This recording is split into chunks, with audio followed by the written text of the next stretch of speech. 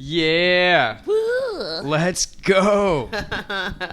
What's up, people? Hey. Welcome back to the Music Maniacs podcast with Sight After Dark, your new favorite band. Yep. I'm Dan Berg. I'm Sifa Graffiti. And we got a good one for you today. Oh, yeah. We're switching it up a little bit. Usually we'll pick like a specific topic, like one band or one genre or whatever. Yeah. But for this, we thought we would do something a little new for us. A little different. We're going to have a little friendly debate. Alice in Chains has been in the news a lot lately. Their album Dirt just went 5 times platinum, like 30 years after it originally came out. They're about to do a new tour, and we were starting to talk about some grunge bands. Yep. And we were like, you know what would be fun? What if we just had a debate? A little one. And we had a debate about what band is better Which? between Nirvana and Alice in Chains. Ooh. So I'm Team Alice. Sifa's Team Nirvana. Yes. And I just want to say, we both love both of these bands. Absolutely. This is just a debate strictly for entertainment purposes. We hope you enjoy. But with that being said, Nirvana. What?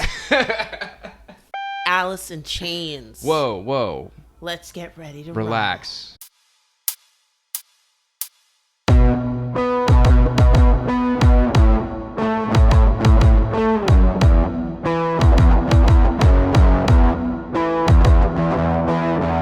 Alright, so we're talking about Nirvana and we're talking about Alice in Chains. These are two bands that deserve their own podcast separately. Absolutely. And we'll probably each separately get one at some point. But for now, we're talking a lot of shit. And this is going to be fun because half of you are going to really love what I'm saying. Yeah. Half of you are going to love what Sifa's saying. Yeah. And the rest of you are going to hate, respectively, what the other person is saying. Yeah. That's So we're going to get a lot of hate views, maybe. Yeah. But hopefully the love views will cancel it out. You know what I mean? So should we like give some background on both of the bands first so they go into it? Yeah, and their style of music. Like, why do we have these bands going head to head? Right. You know what I mean? They're both from Seattle, Indiana. It's a little known town. So should we talk about the backstory of Nirvana or Alice in Chains first? Let's do Alice first. I mean, they both represent, to a lot of people, the golden age of, great grunge music. And sometimes people say the last era of really good music. That's true. That when alternative music was still alternative. Exactly. Exactly. And alternative music is kind of mainstream now, and we have one band really to blame for that. Okay, but we'll get into that. So the reason we're talking about them, obviously, there's really 4 super big grunge bands, I feel, in that grunge era. Yeah. We got obviously these two, Nirvana, Alice in Chains. We got Soundgarden, and we have Pearl Jam. Yes. But I just fucking love Alice in Chains, and I'm like, let's if we're gonna do a grunge debate, let's do it with Alice in Chains, because I can talk about them all day. Okay. All right. So real quick, we'll go through the history. So both bands are from Seattle. With Alice in Chains, it's funny because Layne Staley, their lead singer, was in a band called Alice in Chains. Yeah. Before the Alice in Chains that we know. Yeah. But it wasn't Alice in Chains with an IN. Right. It was just with an N. Yeah. Alice in Chains. Hip hop. No, just kidding. Yeah. It was a cool thing to do at the time. You know what I mean? It's the 80s. People were messing around with spellings and things. So Layne was in a band called Alice in Chains. Then we got this guy Jerry Cantrell. They should have put a Z at the end of Chains. Alice in Chains.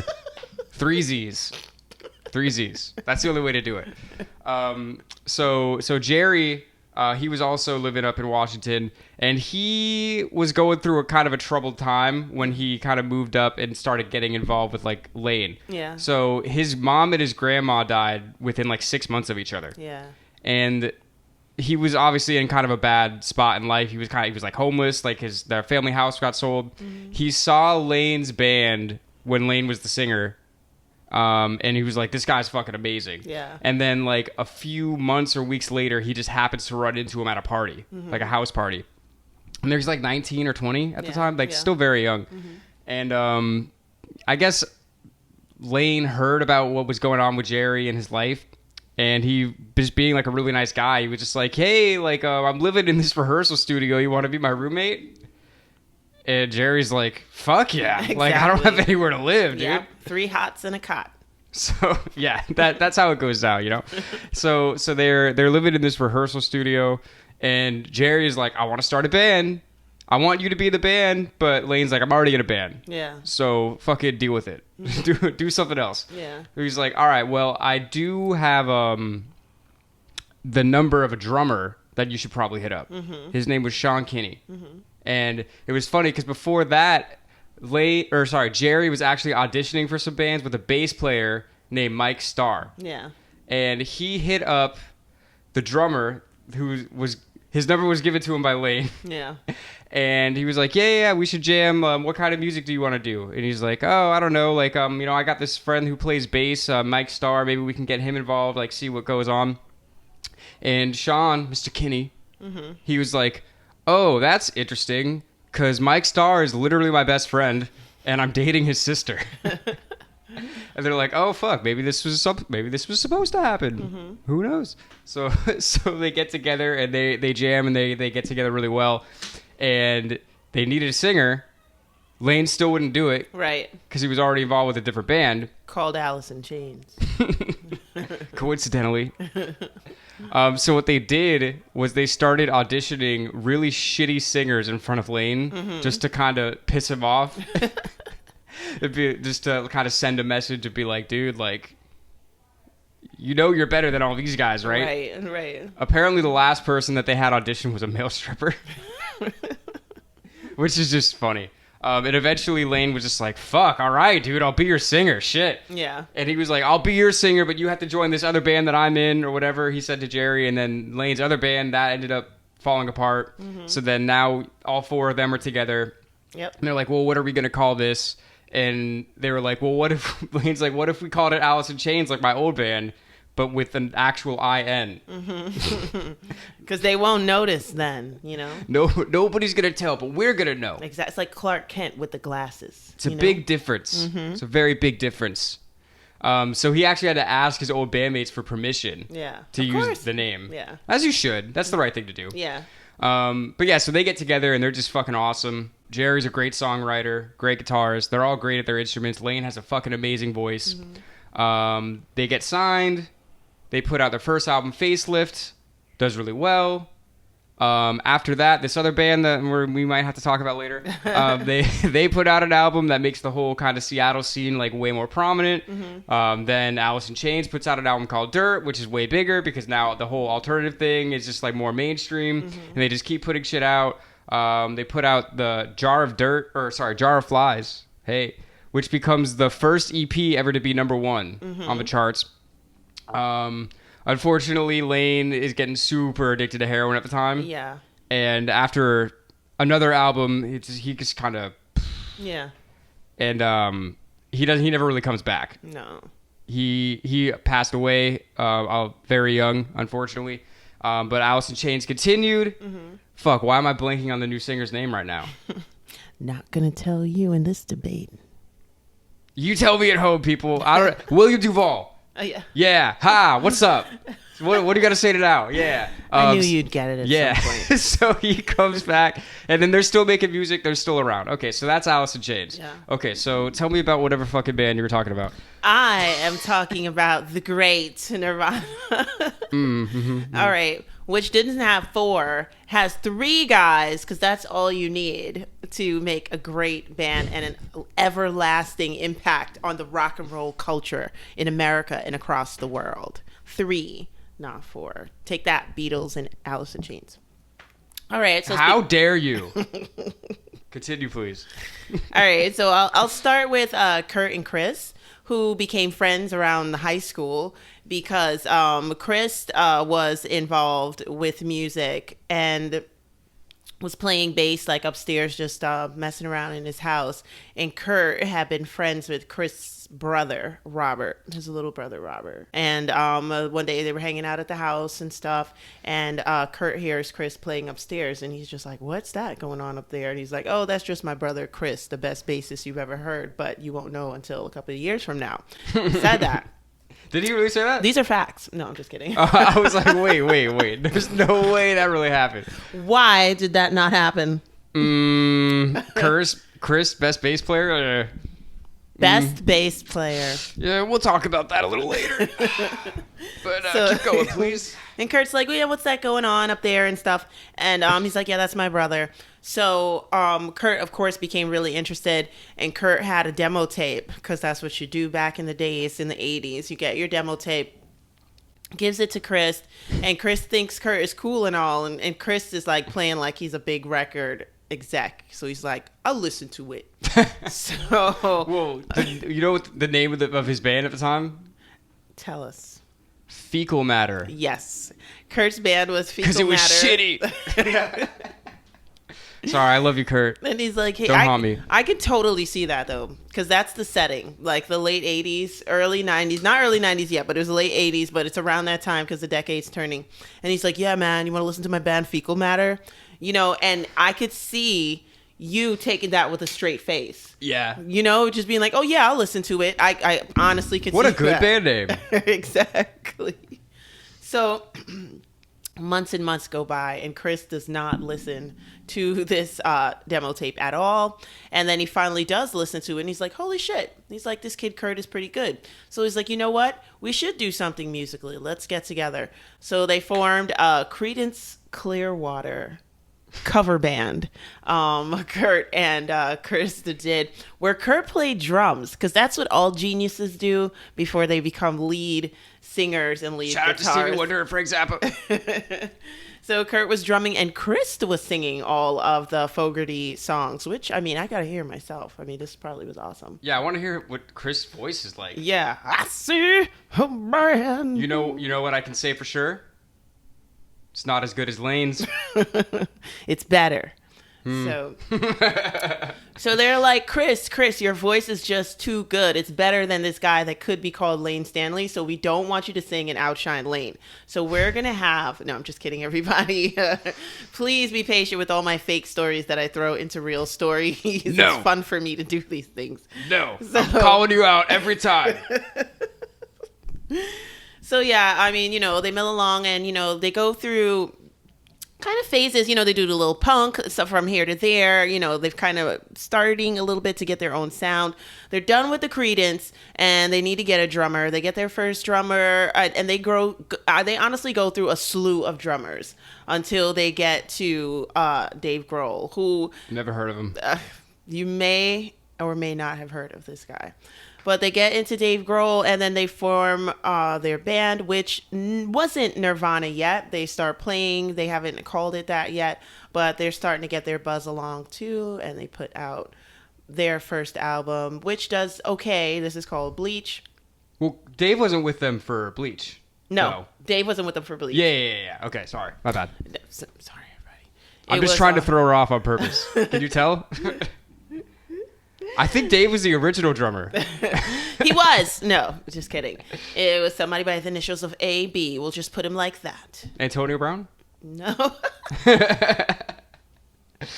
American Bandstand. That was their drummer. Okay. But yeah, so they're milling along and they're just getting a buzz and they're ready and steady to battle another band.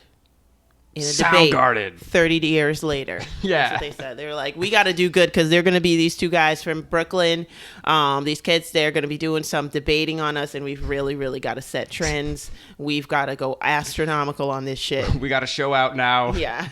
So in 30 years, we'll have solid arguments for our side. Exactly. Yeah, that's definitely what they were thinking. Yeah. It was in a book. It was in Kurt's autobiography. Mm-hmm. Called My Time. What was it called? My Time. My Time. Okay. Yeah, I would read that. Okay. It was his time. It was briefly his time. Mm-hmm. And yes. Wait. So what was the last part that you said? They're just. Will we finally get Dave into the fold? Yeah. I'm going after Bleach. We'll finally get Dave into the fold, and here we are. We're a solid trio called Nirvana, and that's it. Yes, and they were a big deal. A pretty big deal. They start rising all over the place, and it's just like there's this new sound. The kids are like, "What is this? It's heavy. It's gritty. It's grungy. It's grunge. It's dirty. What could we call it?" Yeah, but we'll get obviously we'll go more into detail when we do actual full podcasts on them. Yeah. But okay, so I really think I could if we break this down piece by piece musically and as a band. I really do honestly believe that Alice in Chains comes up on top. No. I'm not even just saying that for the camera. I really do believe that. No. But again, I do love Nirvana. But okay, If you know me. Right, Sifa. What do I always say about bands? I like the biggest, most famous bands. Okay. That's what Sifa always says. If they're big and famous, then they're for me. Underground bands, I don't do it. Right? That's always what you say, right? Always. Yeah. Okay, so let's break it down, okay? So, piece by piece, drummer. Mm-hmm. I'll give Nirvana a point. I will concede 1 point for Nirvana, because... Yeah, let's talk about why. Mr. Kinney is a great drummer. Yeah, absolutely. He is a great drummer, but I will give it to Dave. I mean, why Dave is a great drummer? I kind of try to figure it out and listening to all other people. It's his kick drum. He does the craziest things on his kick drum. He doesn't go forward with the kick drum when you think he's going to. He delays it, just like at the beginning, the intro for Smells Like Teen Spirit. It's like it's like a pause before he actually throws it at you, and then when it really gets into the breakdown, he almost does drum fills with the kick drum itself. Interesting. So that's one, besides his like heavy hands, like, you know what I mean, and his just crazy attitude.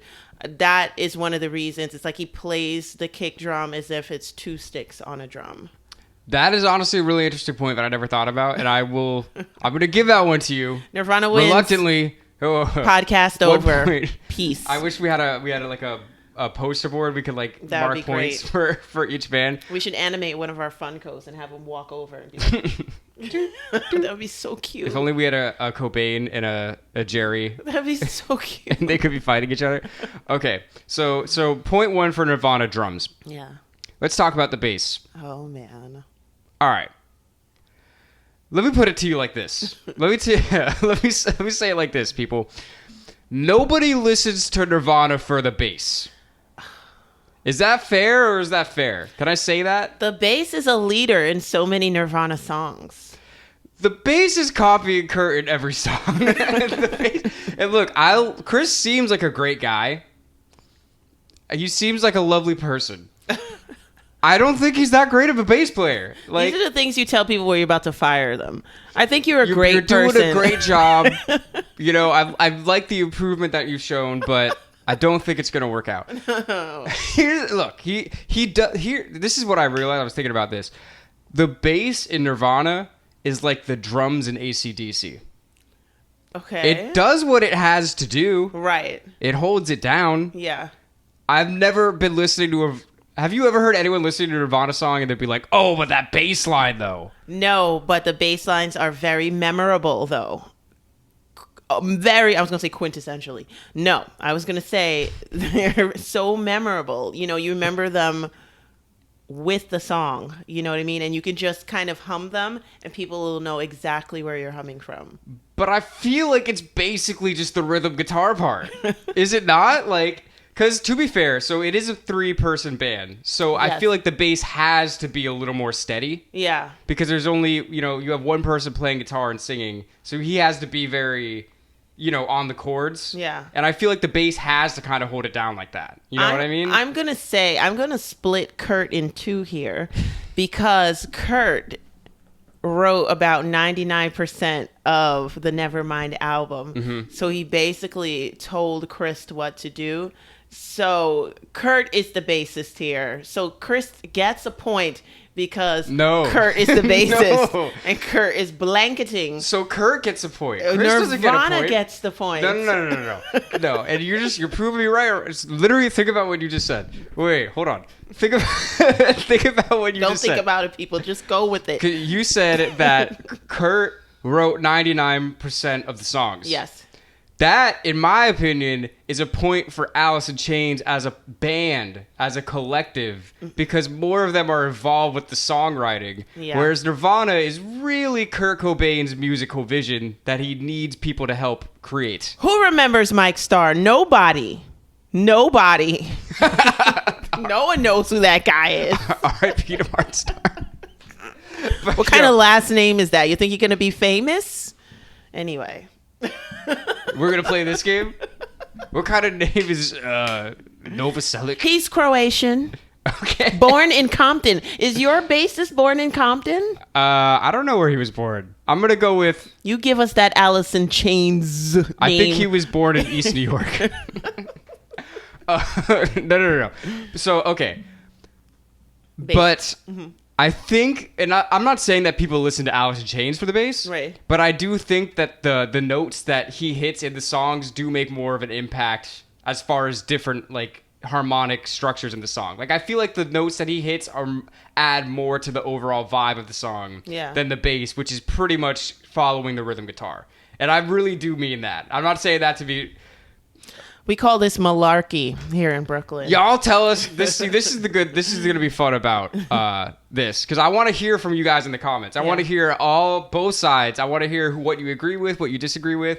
I really do think that Mike Starr added more as a bass player to the sound of Alice in Chains. And that's also a good question or a good topic. Like, well, what do you think? Like, if the bassist plays what the conductor wants the bassist to play, does that make the bassist? And if the bass lines are more like, quote unquote, memorable, like, you know what I'm saying?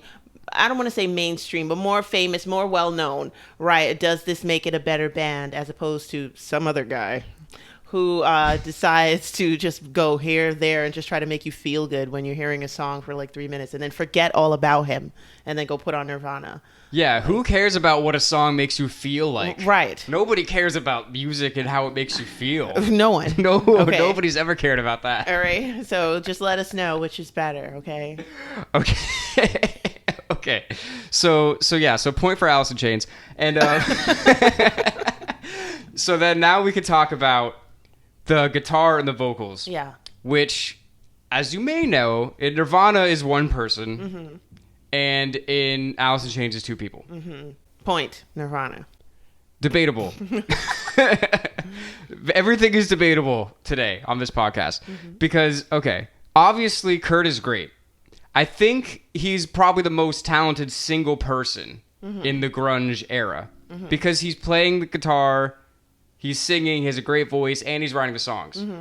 And with Alice in Chains, there's the thing. I think, objectively... Right? I have no bias on this.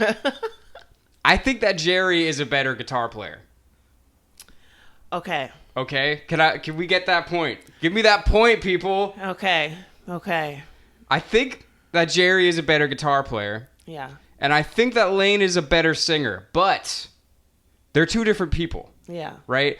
I really do think this. I think if one person could play guitar as well as Jerry and sing as well as Layne, that would be like an all-time top rock talent ever. Yeah. Like that's like slay. I mean, that's a lot of people. That's a top musician ever. That's like fucking Prince. Like that's Terry Cat. You know what I mean? When I listen, because I used to I'm just gonna say this, when I was a kid and Alice in Chains videos used to come on, I hated them because they all looked like the Jar of Flies t-shirt. Like, I hated them, and I felt like this is a boys group. This is like for boys to listen to. But interesting. When the songs would come on, I thought Jerry and Layne were one person. I did. Yeah. Yeah. Well, that's another thing. Like, so as far as harmonies. If that's a point that we're giving, obviously Alice in Chains gets that fucking point. Nirvana doesn't really do harmonies that much. I mean, Dave sang a little bit, right? Yeah. But it wasn't like a big part of their sound, really. Right. They don't do, and this is what kind of like puts them into that kind of pop mainstream stratosphere. They don't do harmonies, but they do melodies. And that's what it is. Like, Kurt Cobain is a melody king. You're always going to remember da da da da da da da da. Like, you're going to remember one of the best songs ever. I don't know. You know, Kurt does melodies really well. So it's like, it's catchy. You can always hear it and stuff like that, as opposed to somebody singing to you and you're like, wow, I really like how those words hit me and how those guys sang together. That's the difference. And in terms of his guitar style, Well, he basically said that himself. Like, he hates the fact that people have to learn to read music. Like, he thinks it's a waste of time and total bullshit. And he only knew like 4 or 5 chords, you know, on the first couple of albums. And he was like, he doesn't even like to use the words like chords and things like that. And he technically was one of the sloppier guitarists, you know what I'm saying, in terms of playing and stuff like that. But so was Jimmy Page. So, who? You know, another king like Kurt Cobain. We should do, I don't know, we should battle Zeppelin with somebody else. I don't know who we would do it with. Who the fuck is Zeppelin? I don't know. You and I would have to be like Jimmy Page or Robert Plant. That would be the only battle. Yeah, they can only battle the Great Led Zeppelin Civil War. Be on the lookout for that podcast here. But yeah, with Kurt, I mean, I do feel like it's the melodies and it's his cavalierness towards the guitar. I definitely feel like he was being led by angels because he didn't really know, you know, what note to hit. Sometimes he's off key. Sometimes the guitar sounds like quote unquote terrible in a way, like, you know what I mean? But it fits somehow where he can go up against a better lyricist and a better vocalist and a better guitarist than he is, because he has that conviction, you know, where it's like, I don't care. So he's kind of being led by music itself and not necessarily training or anything like that. I mean, it's not like Jerry was fucking classically trained. No. You know, but Jerry's just more analytical, I feel, as a person too, and as a player. Yes. Yeah. So really, I guess in this case, it depends what your definition of good is. Yeah. Right? Mm-hmm. Because if you take, like, just on a general level, like Nirvana, the whole reason Nirvana got so big is because it had the heaviness, but it also had the pop and like melodies, and Kurt was such a great melody writer, and that's what made Nirvana so great. But then if you're talking about just like musical, I guess, complexity, then you're going to go with Alice in Chains. There's more going on there. There's more chord changes. They have the harmonies. And this is the thing, I was going to say this about the harmonies, and you kind of said this a little bit earlier. It is really crazy when Layne and Jerry were singing together. Like, you know, you listen to a lot of bands, there's a lot of bands that sing harmonies, and there's a lot of bands that sing great harmonies. And you can, like, pick out, oh, well, this is where he's singing, this is where he's singing, this is where she's singing, wherever. But when the two of them were singing together, it was literally like their voices became one voice, which I don't know that I've ever really heard that anywhere else. No, and it's I love the hauntingness of both bands and the way they play. But when you got to go for the hauntingness, I definitely feel like they have like such a, like, I can feel them, like, you know what I mean? They kind of make your hair stand up in a way. They're strange. They have something, but that's not a good thing. I don't want my hair standing up after I gelled it down. All right. So there. Way to mess up my hair, Alice in Chains. I worked hard for this, okay? But yeah, so I do think, so that's the thing, like, I think the reason that Kurt is the icon and the legend that he is because he's one person that could write the songs, could play guitar, and he did have a really great, really emotional voice. Yeah. And all of that was in one package. And I think that's the reason why he became like the spokesman of a generation or whatever, or how people referred to him. Yeah. Is because he had all of that as one. Yeah. But I don't know that individually his talents were as good as the individual talents in Alice in Chains. Lies. You know what I'm saying? I just can't take the lies. Anyway. I'm really good at lying. But yeah, like I was saying, because like if it Alice in Chains, if Jerry and Layne were one person, there would be no question who the more talented person is. Yes, Chris Cornell. Anyway, but that's not how it worked. That's not how it went down. So, but I just think that overall, as a band, I think that the individual members of Alice in Chains were more important to the band than necessarily individual members of Nirvana, because it was basically Kurt's band. Yeah. He definitely was the ringleader, and, you know, Dave's drums didn't come in until, you know, their second act, pretty much, you know. So, I mean, I can understand that, but they're still a better band and bigger band. You know why? Because they could make stupid kids that hated them in school now revere them and love them and like them. Where Alice in Chains, is that good? they're just gonna make the same kids that they hung out with listen to their music. Your friends bought your music, Alice in Chains. Okay, we changed a generation here in Nirvana. Oh, so correct me if I'm wrong, but what you're saying, oh God, is that whatever sells the most must be the best. Must be the best. Right. There can't be anything underground that's good, right? Not at all. That's what you're saying, right? You're talking to Sifa the Debatist now, okay? Right. So Graffiti went home. So if I took a shit in a bag and it sold more bags than a fantastic Alice in Chains album, you would say that piece of shit in the bag is more talented. Yes. Don't you see how well Versace does?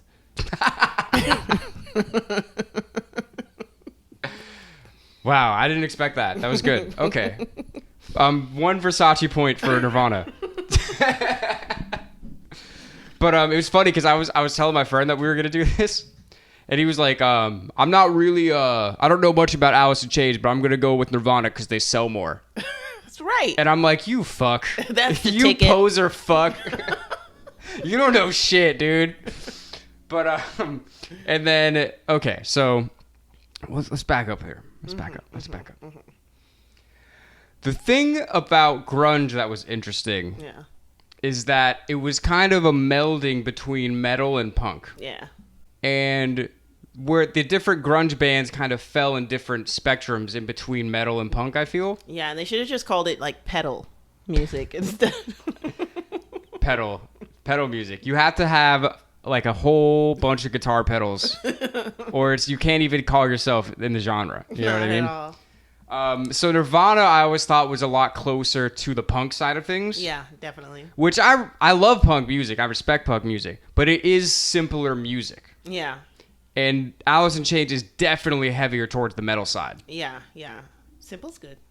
So that's what we're saying. It's like really I feel like the real debate here is like what is better? Like is simple and memorable better or is more complex and more kind of deeper? You know what I mean? So like that's really I think like what this really comes down to in the end. Yeah. Well, let's get into the culture of the band and how the band thinks and how they feel. But first I want to say, y'all tell us what you think about that. What do you think is more important? Do you think a memorable melody is more important and just like catchiness or like different layers and things going on? Right. You know what I mean? Because there's definitely more layers to an Alice in Chains song. Yeah.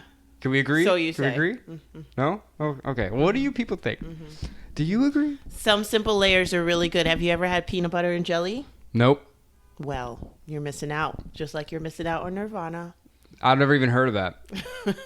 How can you have peanut butter? There's butter and then you have peanuts. Like, you just like put peanuts and butter in a blender? Like, that sounds gross. I'm about my health, okay? That sounds unhealthy. Anyway. Alice in Chains, they not necessarily were like statement type people. They just were kind of like more with the music and like making that. I feel like with Nirvana, they actually wanted to come out and actually make a statement saying like, well, if you don't like somebody of another color, if you don't like somebody of another culture, if you don't like that, please don't come to our shows. Mm-hmm. And that was like kind of prolific for rock and roll and a rock and roller. Like, you know what I'm saying? Because rock and roll is kind of all about anarchy in a way. So you want anybody to come to your show. Like, you don't give a shit if they're this, that, whatever. Like, right. You know, just come to the show and wreck shop and like love the music and stuff. And Kurt's like, no, we don't want you there. We don't want your fucking money, basically, is what they're saying. So I feel like even though they were selling like crazy, mm-hmm. they didn't care about it. And that makes them better. Do you think Alice in Chains cared about what they were selling? Because here's a point. Here's a point here. They weren't selling as well, but that didn't mean they were going to stop doing what the fuck they were doing. No. They were doing it because clearly that's what they wanted to do and they loved it. Yeah. And Layne and Jerry had a lot of things going on in their lives that they needed to express. Yeah. And they weren't necessarily doing it for the people or for their crowd. You know what I mean? They don't care about their fans. Is that what you're saying? Alice in Chains hates their fans. I heard that. I'm saying that they're the Cardi B's of grunge music. I'm saying that Come again? Say it Kurt. again for the people in the back. Forget about it. You missed it. But, no, I just think, and I think that both of them, I don't think either of them really gave a shit about being accepted or about, you know, like the masses necessarily agreeing with them. And I see what you're saying. Obviously, Kurt was more vocal about like, if you're this, like, I don't give a fuck about you. Or like, they were saying, like I don't want like jocks listening to my music and shit. Yeah. He's like the same people that used to beat me up or listening to my music. He's like, what the fuck? But no, I'm just like making a difference. You know, I feel like Kurt, without wanting the fame for the band and himself, wanted you to know who he was. You know, and with Alice in Chains, they're like, listen, man, you like it or you don't. Like, you know what I mean? We don't need you to know how we think. Per se, like, you know what I mean? We're gonna let you know how we think through the music, and not necessarily like about like interviews and all that stuff. Like right. That. Well, I was gonna say, which made Kurt more personable person, and he was type that you could just welcome into your home because he was like that, and not Jerry and Layne because you were scared of them. Well, I was gonna say, interesting. So you're saying that perhaps they were letting the music speak for them as the art that they create. Interesting. Kurt and the boys are artists. Kurt, Chris, and Dave, they are artists the full round. Okay, it's not only about the music. It's about the impact. There you go. Right. Okay. Interesting. So let's continue on with their stories a little bit because there are a lot more similarities still. Yeah. So they both put out unplugged albums. Yeah. That were fucking amazing. Absolutely amazing. And it's really, I actually just thought about this. Really, the unplugged albums were like the last breath for both of those bands in their like classic form. Because again, point for longevity, Alice in Chains is still around. Yeah. I'll throw that out there. And I'm not even trying to talk shit because obviously we know what happened with Kurt. Yeah. But Alice in Chains is still around. And they still make great music. But yeah, so it's interesting with the unplugged albums. The unplugged album for Nirvana was basically their last big show before Kurt died. Yes. And their last performance. With Alice in Chains, Layne was kind of already really sinking into the heroin addiction for a while, and he basically had disappeared for a while, and people were kind of like saying like, oh, is Alice in Chains done, blah, blah, blah. Like, he was still alive, but they weren't touring and shit. Right. But they booked the unplugged performance, and he basically came back for that performance. Yeah. While he was in the complete like throes of his addiction, and absolutely fucking rocked it. Yeah, that's an amazing show if you haven't seen it. Which I think is, I don't even want to say is better than like the story of the unplugged, but I think that's actually really crazy. That like he could pull himself up when he was in that darkest moment of just like a swan song of like, we're doing this and I'm fucking putting everything into this. Yeah. Either you know that I mean? Or some suit broke into his room and was like, listen, you're doing this or I'm slitting your fucking throat. It's one of the two. It's MTV. You know, they're involved. It's not good. No, I'm just kidding. MTV, you know, they did some things for some people. They did a lot of things for a lot of people, okay? And a whole generation. Thanks. Thanks, MTV. Yeah, and then so the way that the bands, well, Alice in Chains didn't end, but I'm talking about their classic era here. Yeah. I think it's interesting the different ways. So obviously Kurt died, and there's we don't have to get completely into that. There's a lot of talk about how that actually went down. Yes, MTV did it. They're like, we just want one last album. That's right. That's how they are. And the thing with Layne that was crazy is that he completely gave up really to the addiction. Yeah. Because he knew that it was going to kill him. And he literally said that, I know this shit is going to kill me. Yeah. And he would just like didn't have the power to fight it. Yeah. And I think that's something that you can kind of hear in their songs.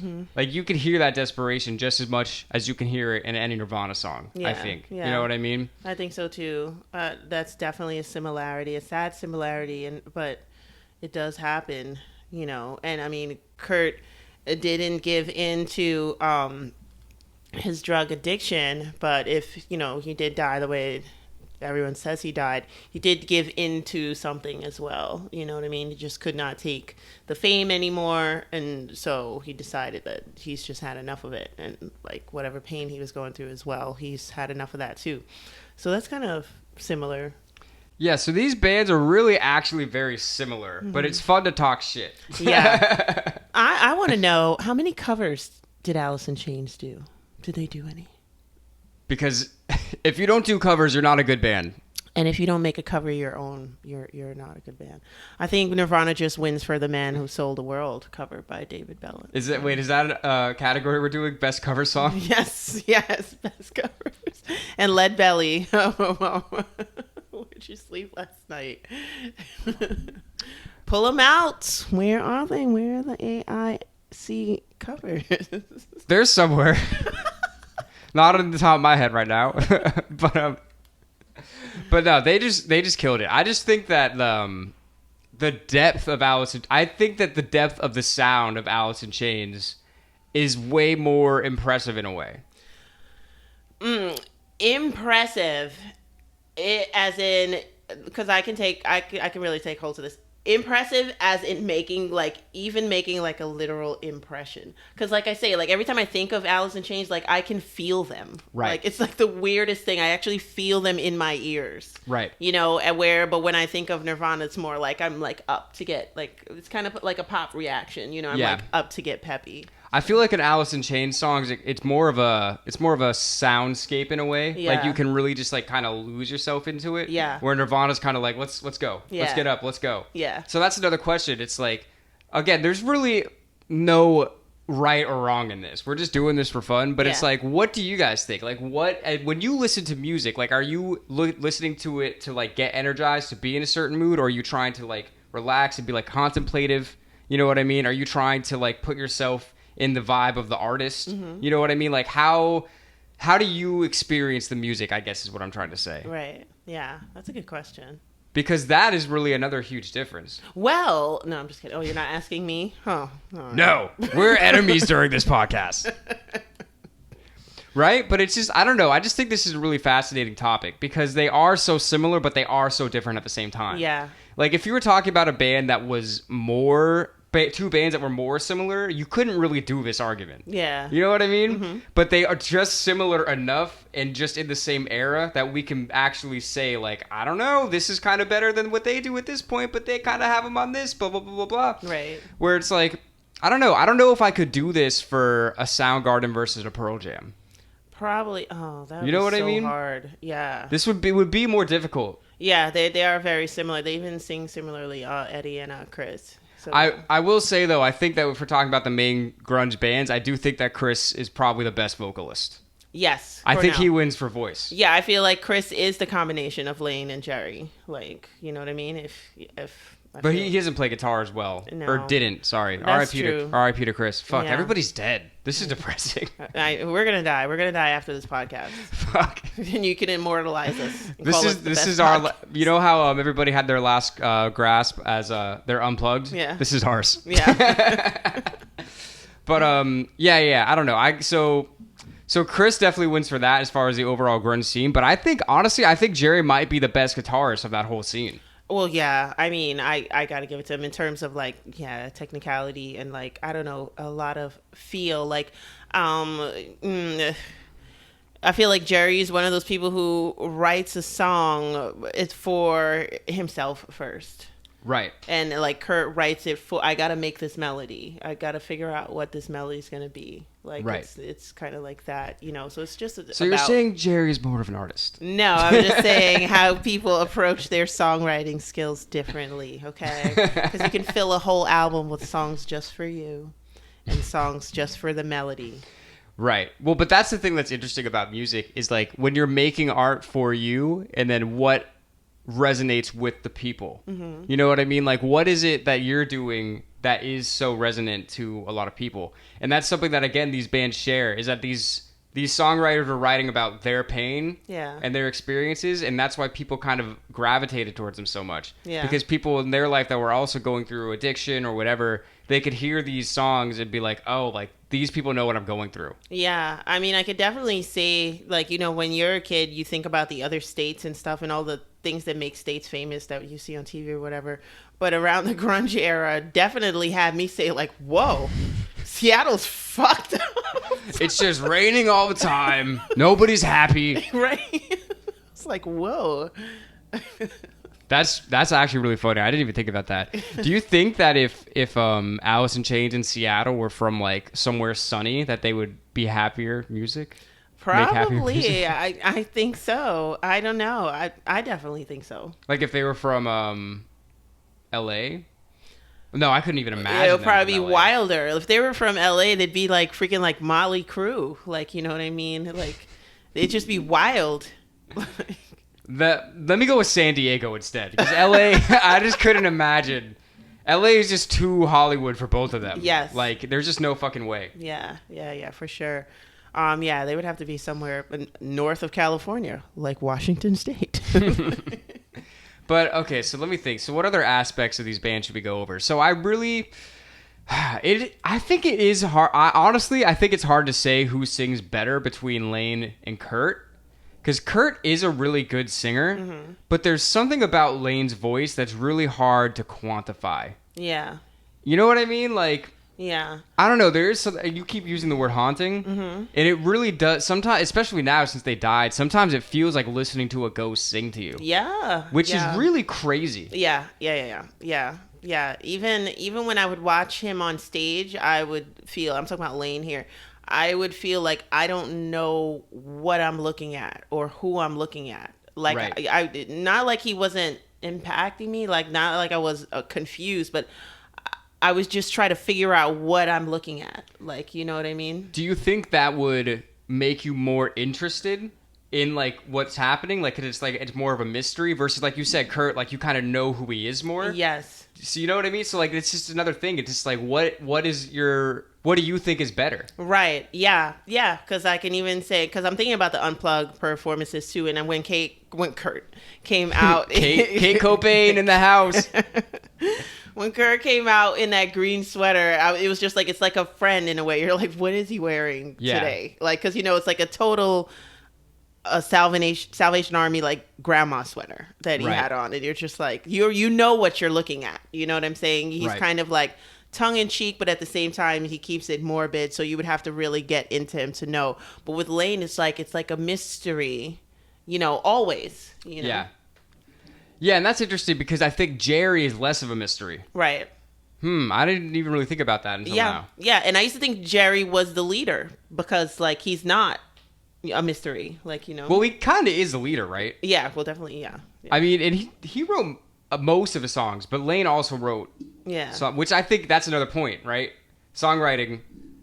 I'm not saying that Alice in Chains wrote better songs necessarily, but I'm saying as a band, as a collective, they had more to do with the final output of the song. All collectively, yeah. Right? Yeah, but I mean, songwriting... It's like, are we talking about a band or are we talking about an individual? Okay? Listen, he is the band and the band is him. That's how it goes. If you're an artist, you know. If you're not an artist, you don't understand what I just said. Okay? It's plain and simple. So what you're saying is that Chris and Dave don't matter. That's what she just said, right? That y'all heard it. Y'all heard it here first. They need to be there. Listen, who here sold 75 million albums? Raise your hand. Wait, is this Nirvana versus Sight After Dark? Is that what we're doing now? I don't think either of us can raise our hand. I did. I sold them. Good for you. But I just think that's another interesting thing to think about because it really was, Nirvana really was Kurt Cobain's brainchild, right? Like, I feel like if he lived longer, he could have had a solo career that could have been just as successful. Yeah, but I would hope, and I would think that he wouldn't do that. Well, that's just speculation. Yeah, it's definitely speculation. I could see him doing something with just him and Chris, though, and not with Dave, for kind of obvious reasons. But what reasons? He had better things to do.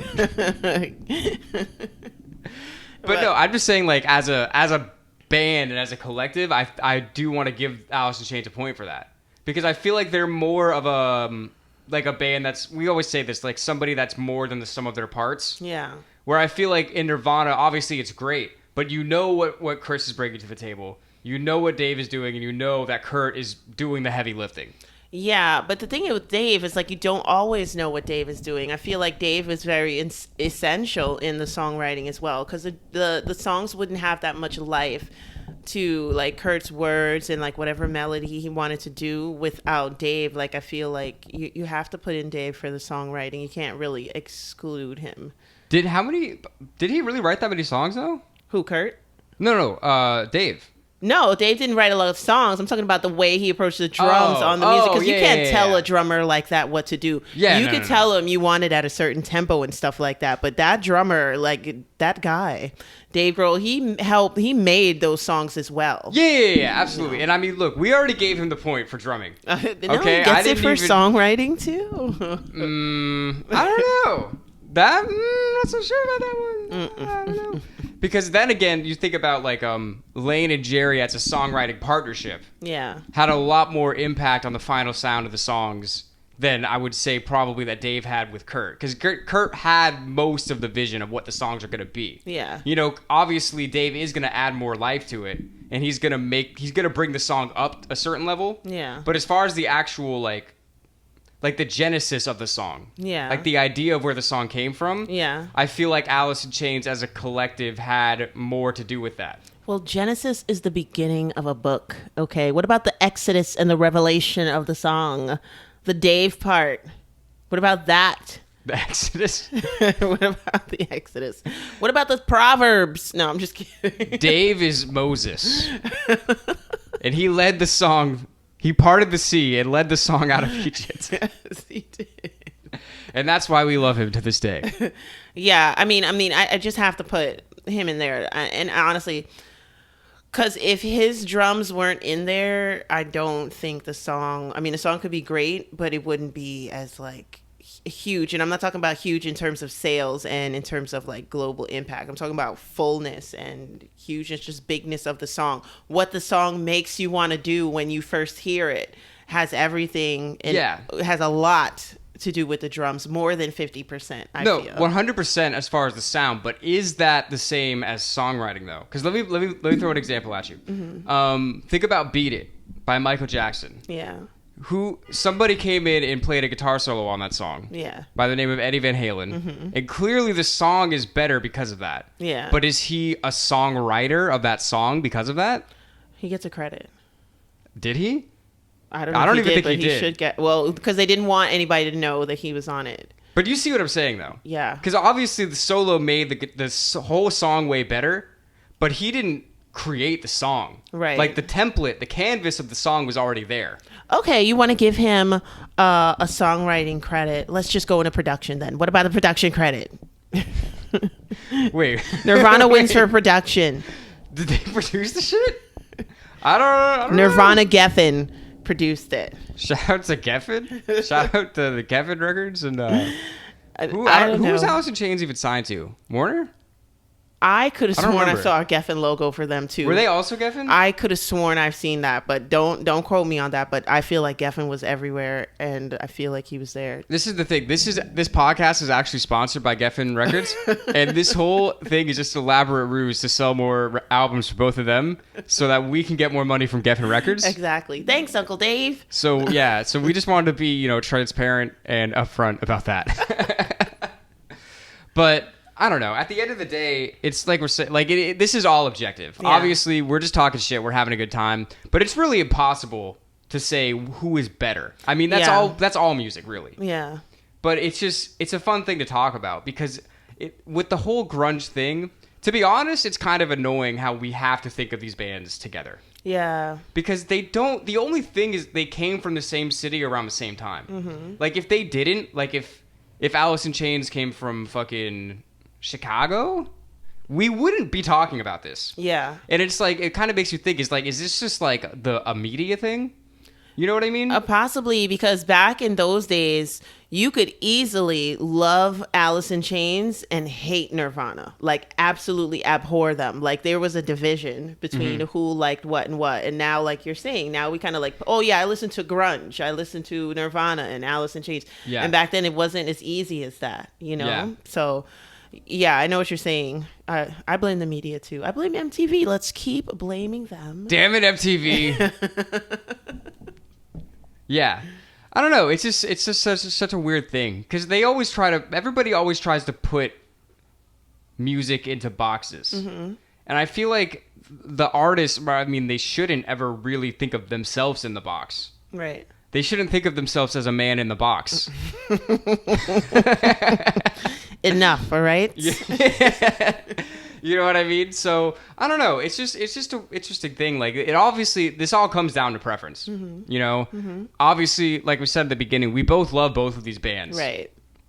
But I do honestly find myself, as I get older, I find myself going back to Alice in Chains more often than I do to Nirvana. Mm-hmm. To just to be real, like, and not even as a joke. Like I listen to Nirvana a lot, but sometimes I just get into like modes where like I'll just listen to Alice in Chains nonstop for fucking weeks, and it's like I feel like I discover something new in their songs all the time. Mm-hmm. Where I don't know if I really feel that with Nirvana. I know what you're saying, because they're more mainstream. They're more like on a pop level, so it's like they're gonna fire certain cylinders, which just have you in a pop like mood, not really in a contemplative type of mood. So it just depends on like where you want to be right at that moment. So yeah, I know what you're saying. I definitely know what you're saying on that one, but you know, pop wins anyway. Point for Alice in Chains. Pop wins because they sell more, right? Because that's all that matters, right? Is who sells more, right? That is all that matters. 5 times platinum. What took you so long?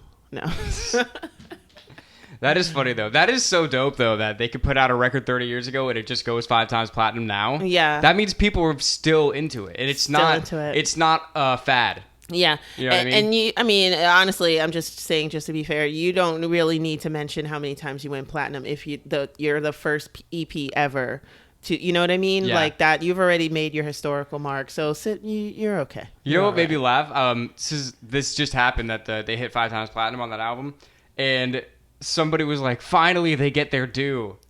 And and I saw a comment was like, what the fuck are you talking about? They were 4 times platinum before this. Like, it's not like nobody knew about it. Like, what are you saying, dude? People just want to say stuff. Like, yeah, people just love to say shit. But I just think that's just a cool, you know, showcase of how impactful that they are as well. Yeah. Because we don't have to really talk about how impactful Nirvana is because everybody knows. Mm-hmm. I don't. So just to be fair, again, like I am trying to be, you know, give credence to both points because they are both amazing bands. Yeah. But like both of them are kind of timeless in a way. Yeah, absolutely. Absolutely. So I don't know, because in the end, Nirvana definitely had more of an impact on the music industry. Mm-hmm. But some could say that's a bad thing. Yeah. You know what I mean? Because it's like we were kind of talking about, like Nirvana was like the first band, like alternative band that became like really mainstream. Mm-hmm. And now I always think about this all the time. Like when I've been thinking about this almost my whole like music listening life. Like what is an alternative band now? You know what I mean? No.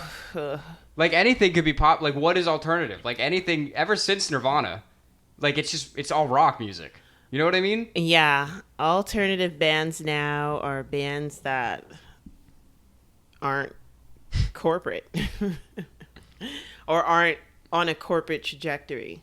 Would you say that's a good thing or a bad thing? That would be an alternative band. I would say that's a good thing. You know me, don't get too big on me. Right, so you're saying that Alice in Chains is better? No. Now in this time in the 2020s, maybe they might be better, but back then and for all time. Oh, okay. Nirvana Backtrack. Oh, yeah. I don't know how much longer we should talk shit, because now I'm starting to feel bad, because I fucking love Kurt. And I wish Kurt was around longer. I know. Oh, man. It's so bad. And the songs are so good. Yeah. And just the songs of both of these bands are so good. And it's just a fun thing to talk shit. Sometimes we just like to talk shit, okay? And we really want to hear what you guys think. Like, This is not, like, we're not saying that just to say it. Like, we're really curious, like, what is, like, the music... Because if you're talking about just, like, the general public, mm-hmm. more people are going to say Nirvana. Yeah. Just because they sell more. Yeah. But if you're talking about, like, people that are actually, like, super, like, into music. Yeah. Like, like real music fans, I'm really curious, like, where those people kind of fall on the spectrum. Me too. I can't help but think that this is why the Stones are better than the Beatles. But... that could be one. That could be a podcast. I'm definitely picking the Stones on that one. Are you sure? Are they really that good? Just a little bit sure. I mean, how many records did they sell? The Beatles sold more, right? No. Oh, wait. Oh, so you're saying you don't have to sell more to be good. That's interesting. You do have to sell more. Oh. Sometimes. Okay. I don't know. Interesting. But yeah, no, at the end of the day, the bands are great. Tell us where you stand. Yeah. Tell us which of our points you agreed with or disagreed with. Correct. Because we said a lot of things Yeah. that might not really be true. Yeah. I agree with my points. I agree with everything that I've said. Nothing is hyperbole. Nothing was said just for entertainment. All opinions expressed are completely my own. And whatever they say on the disclaimers. But yeah, no, tell us where you stand on this. Thanks for watching. Thanks for being here. We appreciate you. If you are watching, you're probably kind of a music maniac yourself, so I'm sure you probably have some good points, right? Especially if you made it all the way to this point of the episode. You know what I mean? Imagine like all the people that are like Nirvana stans that like got pissed off at me 5 minutes in. And they're like, this fucking guy, how is he gonna disrespect Kurt like this? How are you? No. I never did that. Nothing but respect. So yeah, so again, thanks for being here. If you want to support the podcast, check us out on Patreon, patreon.com/musicmaniacs, and you'll get credited as a producer on every episode, all the videos that we do over here. And until then, we're Side After Dark, aka the Music Maniacs. We are. And we'll see you around. See ya. I'd give anything to not hear you whine and cry about my